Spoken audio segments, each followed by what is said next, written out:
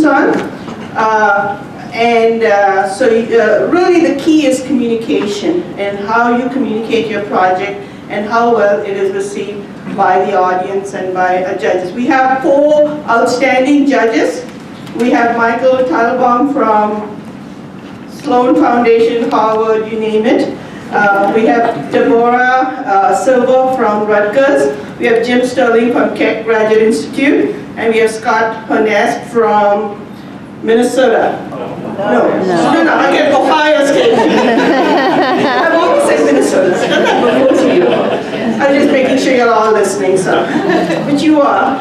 So the students, they make a concise, compelling, face-to-face presentation to an intelligent, and I think you all agree with me that you all are intelligent, but not specialists. You're not a specialist in every area that they're going to be presenting on.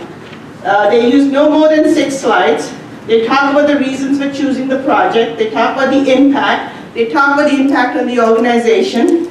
And they talk about what skills they learned through the program that benefited them on this project.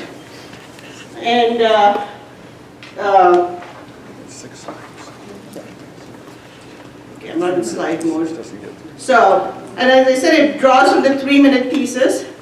And the next thing is the value of it. You know, we talk about plus skills. We talk about those important communication skills. We heard that over and over again by different presenters. And so this is really bringing it to home. I should be using...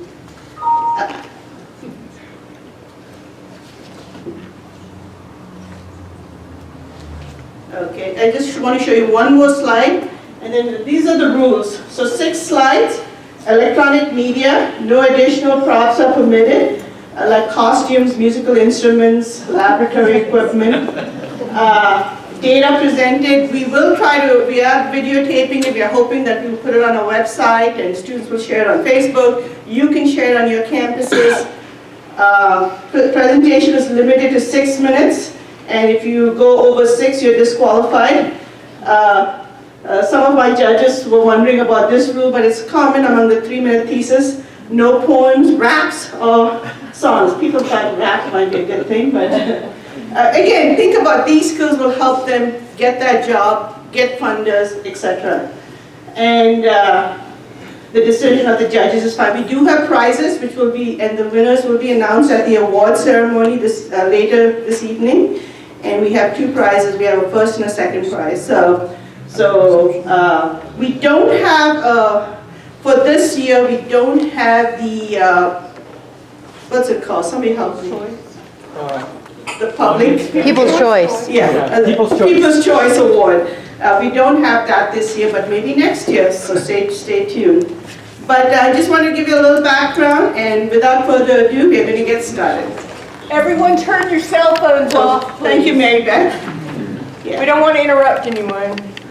So, Ramon, I need your help. You need a oh, login.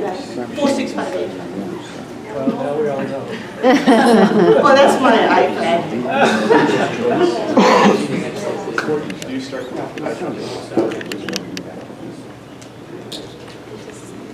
It's on pause. One second.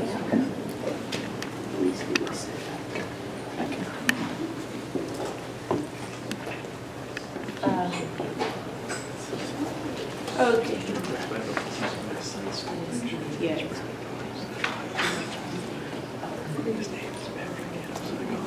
Presentation mode.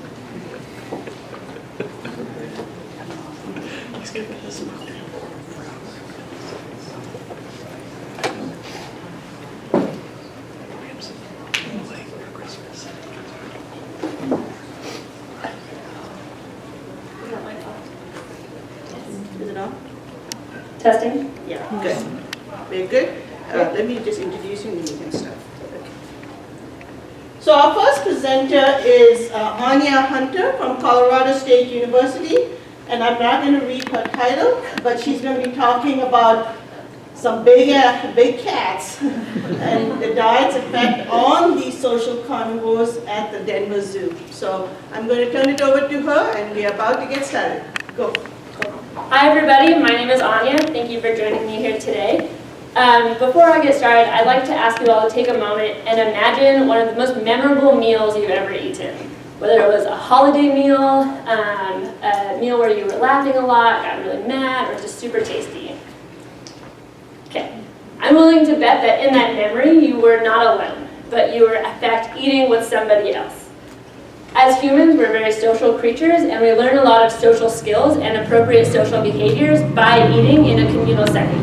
I know for me, I learned when it's appropriate to steal food from somebody or not. That one was a tough one. And this is not just a beneficial behavior for humans, but it is also beneficial for social carnivores.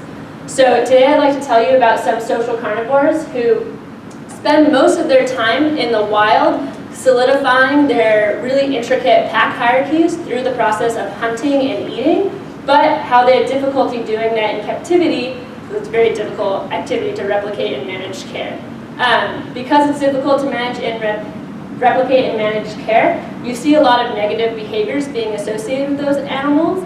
And so my behavioral project is animal welfare based, and it specializes in feeding these social carnivores different types of food in order to give them the opportunity to engage in social eating and other types of eating in order to fulfill those healthy social and physical behaviors that they would have in the wild. The goals of this project were to evaluate the effect of 3 different diets on 3 different social carnivore species. So these include the African lion, the spotted hyena, and the African painted dog.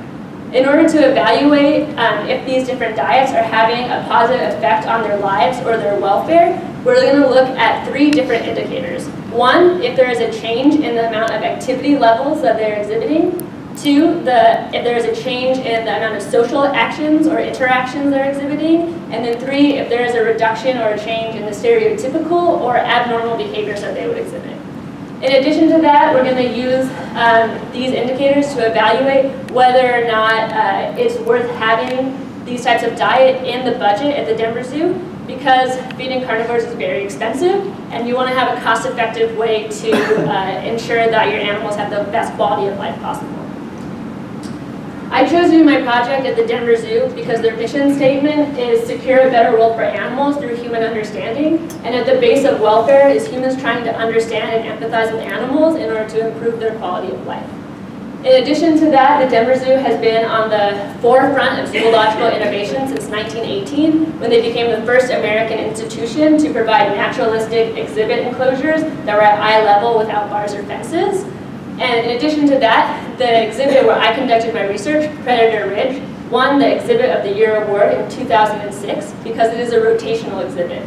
So what that means is that these animals can rotate from one yard or enclosure to another, where they can smell the inhabitants who were there previously, which allows them to have exercise opportunities and greater sensory enrichment, such as scent marking to defend their territory from who was just there previously. So, pretty cool.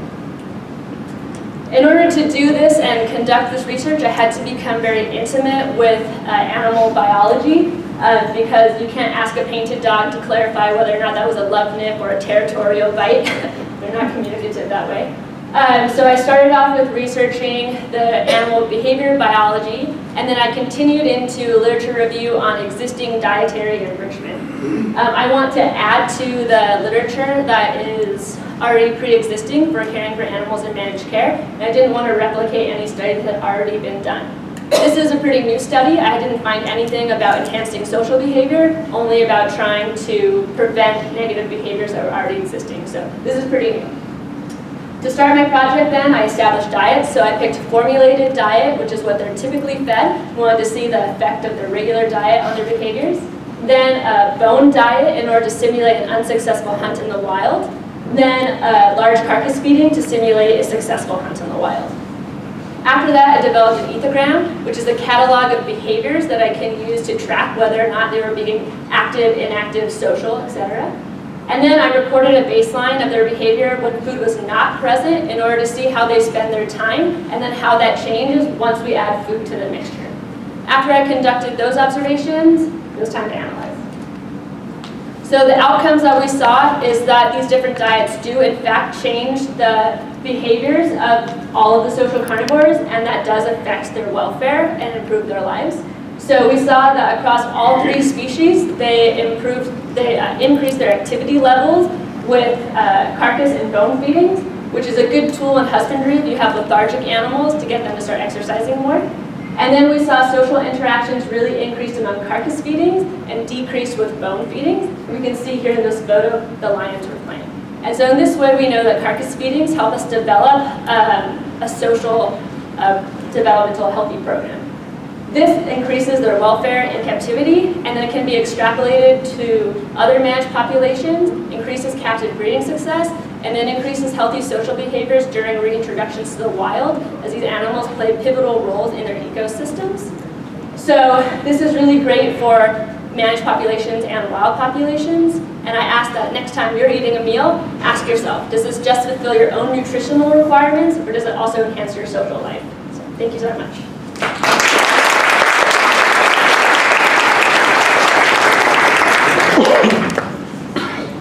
Thank you, Anya. That was a wonderful presentation, and I'm looking forward to dinner tonight. Anya is available to answer a couple of questions while the judges finish their tally. So I'm going to invite her to the mic. So what were the other types of diets that you tested that you had less activity associated with?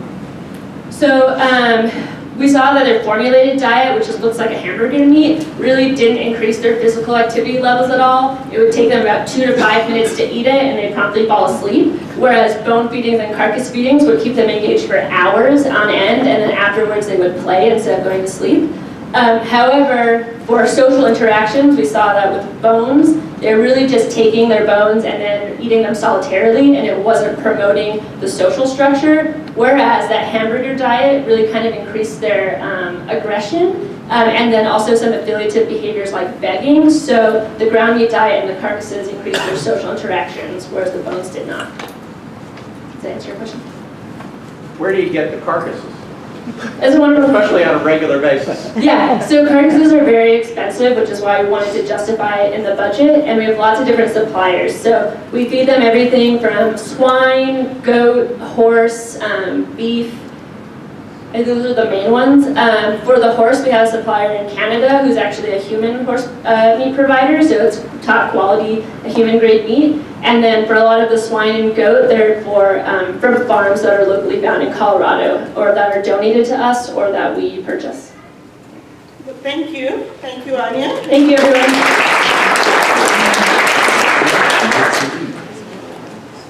Our next presenter is Karen Massey. And Karen is a student at Northern Arizona University in the PSM program in Climate Science and Solutions. And she's going to be talking about science-based targets influencing corporate climate commitments and emission reductions. Thank you, Karen, for being here. Can everyone hear me? Perfect.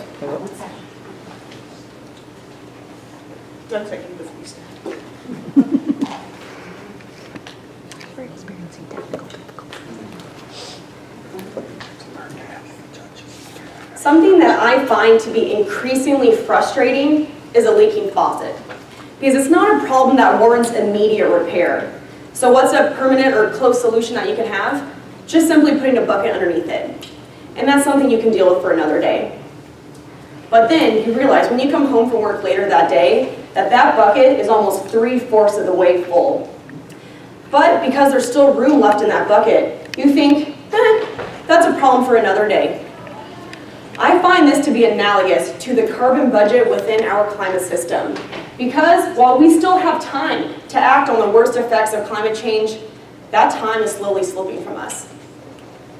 That's because approximately every year, human beings emit about 50 gigatons of CO2 equivalent per year.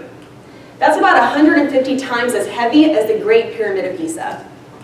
And according to the IPCC, the Intergovernmental Panel on Climate Change, if we want to stay within the changes of CO2 and 2 degrees Celsius CO2 scenario, we have roughly 2,900 gigatons of carbon within our budget. And already we have spent more than 1,800 gigatons of CO2. So that means we only have a little bit over 1,000 gigatons of CO2 remaining, or 35%. 35% left in this scenario. So that means if future trends in fossil fuel production and consumption are correct, we only have a 20-year of supply left. Just 20 years to radically change our society. And moving back to the leaking faucet analogy, the best way to fix this problem would be to simply stop the leak altogether. But in order to do that, that's going to require hugely radical systematic changes in our society. And honestly, I don't think we're prepared for that yet. But the best thing that we can do right now is to maximize the space that's left within that bucket. And this is increasingly important because only 100 companies are responsible for more than 71% of global industrial greenhouse gas emissions around the world. So it is more important than ever that corporations are committing to strong climate action. But how do they do that? It's a daunting task, and many companies, specifically those in the food and beverage sector, have massive supply chains with suppliers all over the world. So this quandary led me to ask the question, how can food retailers decrease emissions while increasing profits? Now this is the type of question that the Science Based Targets Initiative is trying to answer. For my summer internship, I headquartered in the World Resources Institute in Washington, D.C. WRI is one of the founding members of the Science Based Targets Initiative, alongside the Carbon Disclosure Project, the UN Global Compact, and the World Wildlife Fund. The initiative is committing to creating methodologies and tools that work for all types of corporations and many different sectors. Basically, these are tools to help companies set targets based on their production intensity, their revenue, size, many different factors. So I'd like to show you exactly what a climate commitment, ambitious climate commitment looks like. So utilizing the CDP corporate database, I analyzed hundreds of different companies and their goals for reducing greenhouse gas emissions. These are 6 companies that have been approved by the initiative, and I'd like to highlight one for you right now. Mars Inc., the makers of M&Ms and other delicious candy, commits to reducing scopes 1 through 3 emissions 67% by 2050 from a 2015 base year. So you might think, how do I understand if this is ambitious or not? In order for you to understand if this is ambitious, you need to know exactly what scopes are. Scopes 1, 2, and 3 are essentially all the different categories of emissions that a company has control over. Think cars, electric grid, or leased assets. And speaking of leased assets and supply chains, the final outcome of my internship was mapping where carbon takes place within a supply chain.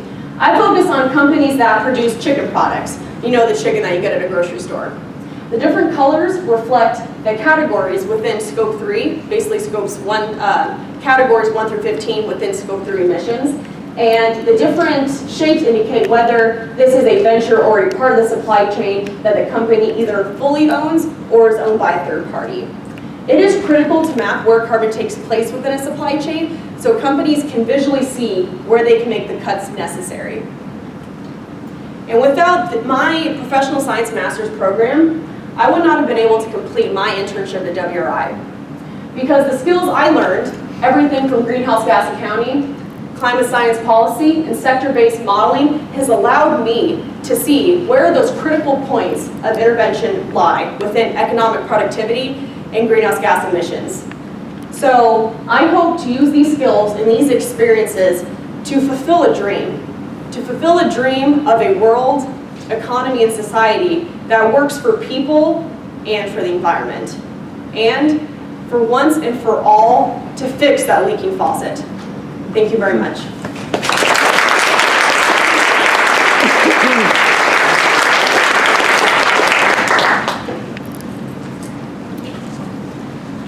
Thank you, Karen. I know we all have that leaky faucet, so Karen's also here to answer a few questions, and I'll turn it over to her while we get the next participant ready and give the judges some time. So in this flow chart, was part of your responsibility to actually put values on each of these arrows of how much carbon was produced at each step? This is really more of a mock-up of where carbon will take place within a supply chain. It's up to the companies to then to figure out where these emissions are taking place. Because a lot of this information is very proprietary and not disclosed to the public. So you can only get so much information from annual business reports and sustainability reports. So that's the next step is for the company to do that. Yes. Why could Mars commit to a 67% reduction when PepsiCo is 20 or whatever that number was? Ah. What's the difference? Great question. So a lot of that depends on executive leadership. If executive leadership within a company is committed to seeing these reductions happen, then they're going to have a lot more aggressive goals than other companies will have. And essentially Mars, just recently, actually about a month ago, has committed to basically eradicating over a gigaton of carbon within their supply chains. So certain companies have more ambitious goals than others, simply because they have the leadership that will make that happen for them.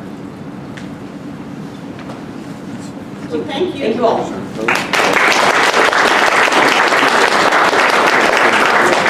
It's glowing.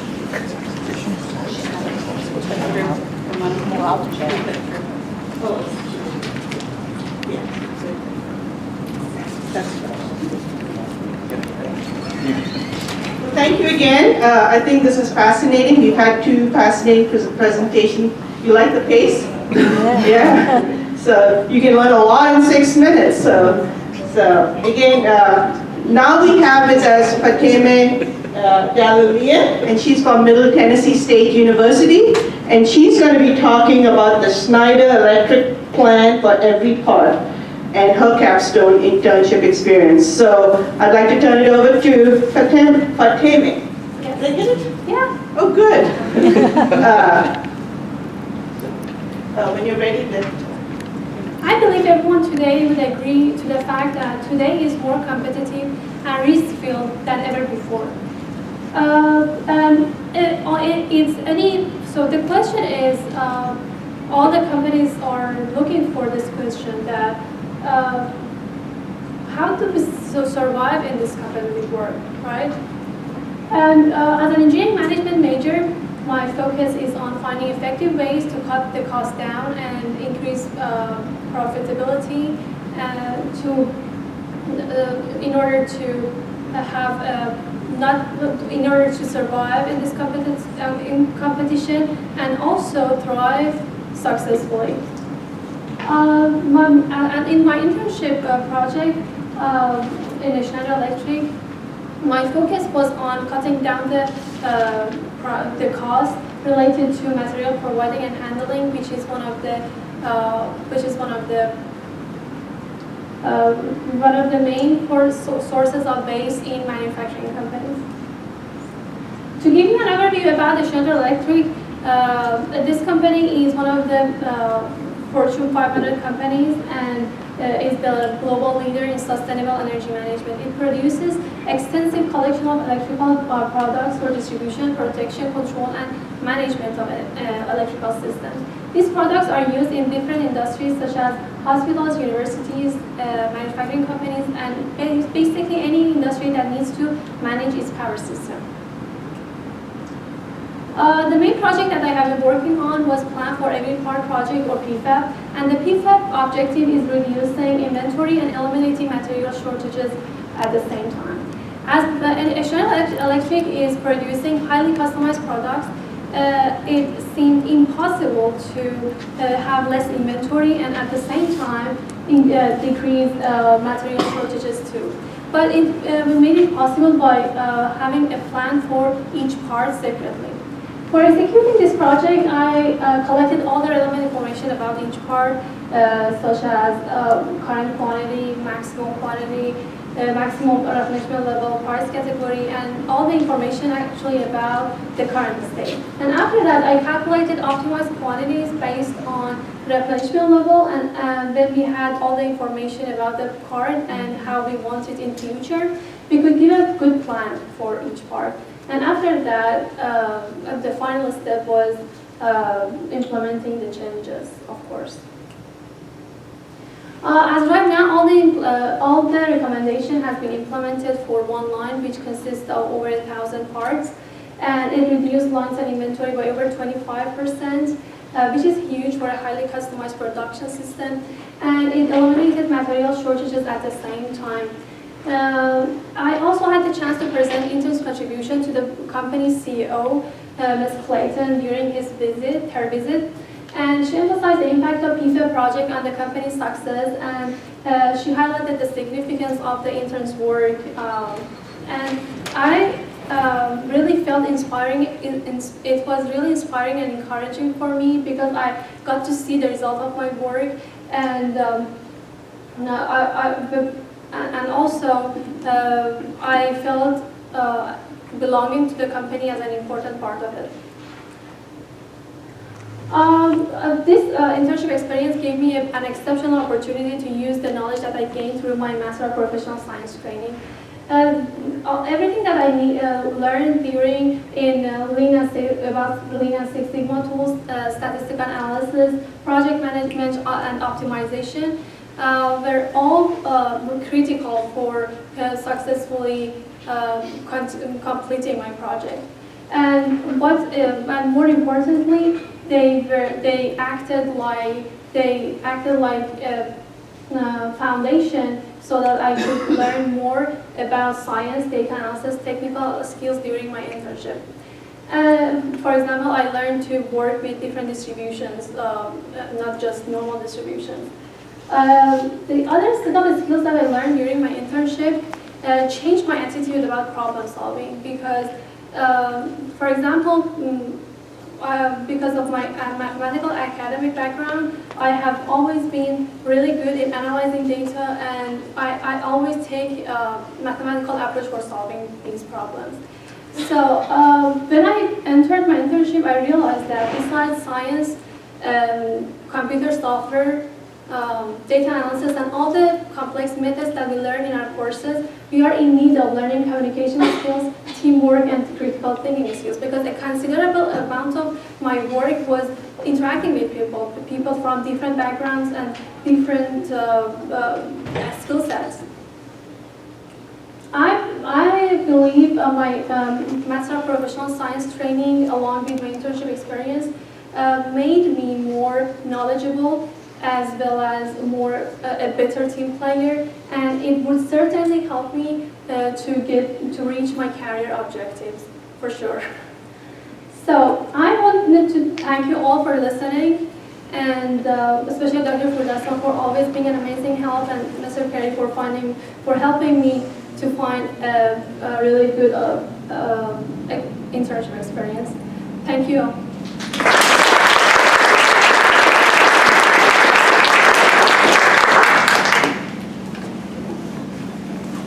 Again, thank you, Fateme, for presenting and sharing your experience and the value of the PSM training during your internship. Again, Fateme is also available to answer some questions. Yes. On this project, how did you work with other people in the company? I actually had to work with engineers as well as the operators, and what I learned about operators is that you cannot tell them what to do. Because if you tell them what to do, the thing that they are not going to do at all is the thing that you said to do. So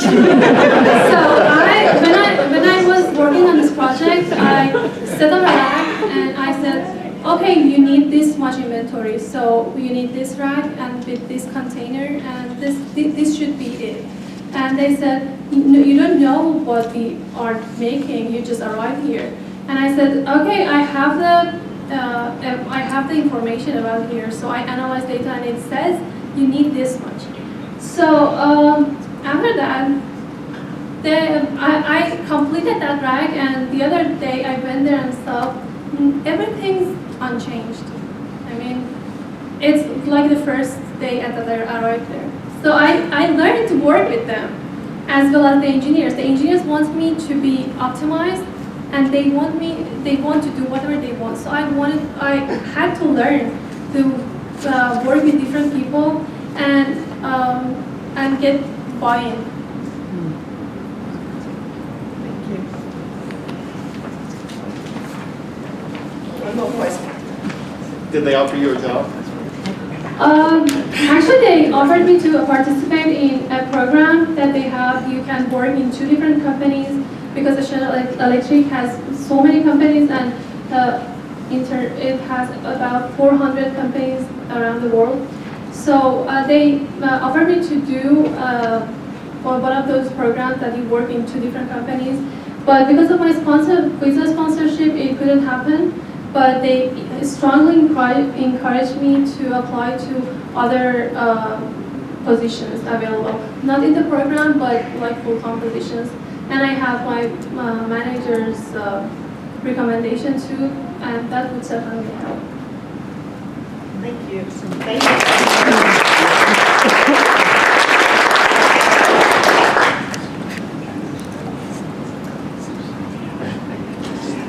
Well, our next student is from Colorado State University, and her name is Molly Corder, and she's going to be talking about the Southeast Zoo Alliance for Reproduction and Conservation. So I'll turn it over to Molly. Hi, like she said, my name is Molly Corder, and I save endangered species with endangered feces. At the Southeast Zoo Alliance for Reproduction and Conservation, we modify assisted reproductive technologies like IVF or in vitro fertilization in human infertility clinics. We modify those technologies and then apply them to the preservation of wildlife. So pictured here is our team, and we are conducting a fertility exam on a cheetah where we collected sperm cells that we froze in liquid nitrogen in our frozen zoo that we can use 10 or even 100 years from now to increase genetic diversity. Why did I choose this project? Well, when I came to CSU, I didn't know what I wanted to be when I grew up, but I knew I cared a lot about conservation. And I got some great advice around that time, which was don't ask yourself what you want to be when you grow up. Ask yourself what problems you want to solve in the world. And I knew more than anything that problem I wanted to solve was extinction. So when I came to CSARC, I was amazed at the conservation work they were doing. They worked on animals as small as staghorn coral and as large as African elephants. Pictured here is actually Michael Jackson's elephant named Ali, and we conducted a number of fertility exams on Ali. I was also able to learn techniques like gamete rescue, which we performed on an endangered bovid or cow species called a banteng, and we also banked him in our frozen zoo as well. So, we're able to participate in all of these conservation projects, and most importantly, we were able to participate in de-extinction initiatives. And you might be thinking, wow, de-extinction, that sounds like Jurassic Park, and you're not wrong. On my first day at CSARC, I drove up through miles of sandy roads, not paved, nothing around except for tropical forests. I pushed the buzzer and the crickety old gate slowly opened. I drove through very slowly, checked to the right, checked to the left, no T-Rex in sight, the coast was clear. So, as I proceeded down through the many, many roads on the 14,000-acre wildlife preserve, I saw pens and pens of endangered species, just like my two personal favorites, Chiquichu and her calf, Frankie, both Indian rhinos. So this was an amazing experience. And while I was at CSARC, I focused on another species in particular for my research project called the lowland anoa, scientific name Bubalus depressicornis, which is a cousin to the water buffalo. Now before my research, no one had ever characterized the reproductive cycle for the lowland anoa. And although they're endangered with population estimates of only 2,000 in the entire world, no one had researched this question. So I was able to take endangered feces from these individuals